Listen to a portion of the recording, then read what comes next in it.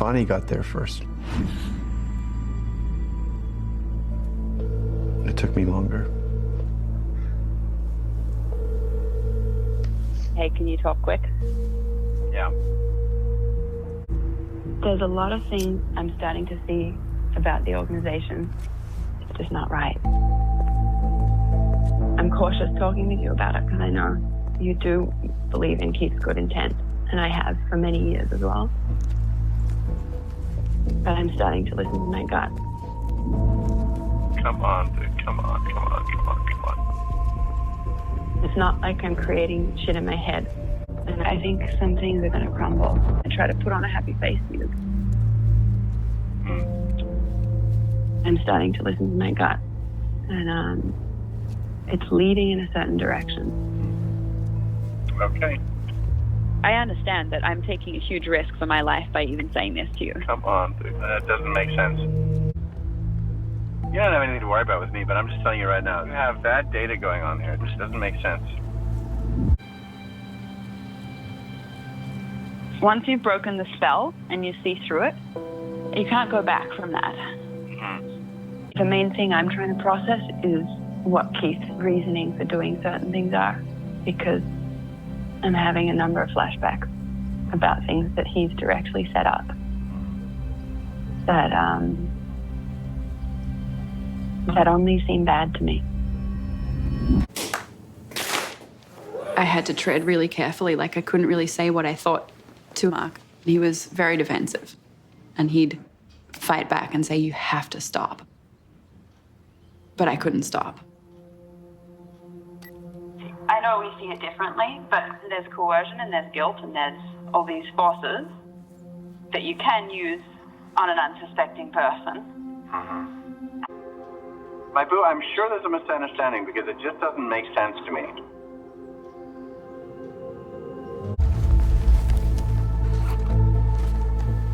I'm really sorry for what this means for you.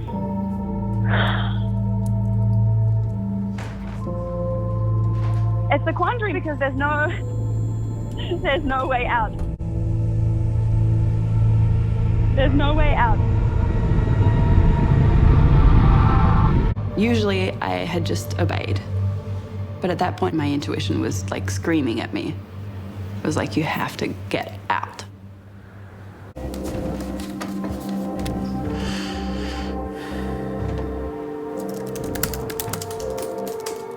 I reached out to someone who had quit and who had kind of dropped hints that they knew what was going on. And I felt like they knew something that I didn't. I just said, like, would you trust me enough to tell me what you see? Because I don't intellectually know what I'm looking at. I know what I'm feeling.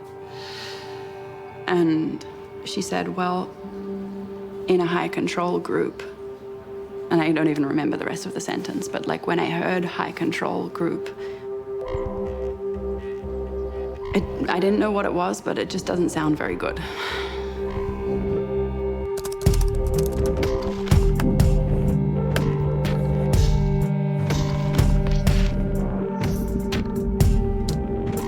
And I actually asked, do you think Keith knows? Like, maybe we need to tell him.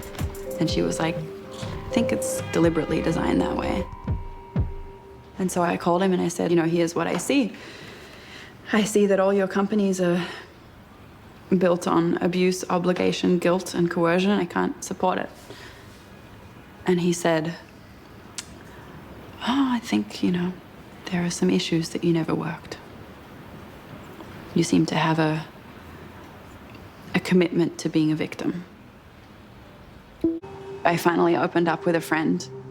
I just like let it all out and told her everything. And she said, you know, you might need to break up with him. You might need to leave him. We get people in and we say we help them with their dreams, but you can't try to empower someone within a prison. No. I mean, Keith and I had a whole argument about that. You know, I said freedom's not going to happen in a monastery. Well, it's less than a monastery. It is a prison. So you're going to have to do that part of your life without me, Mo.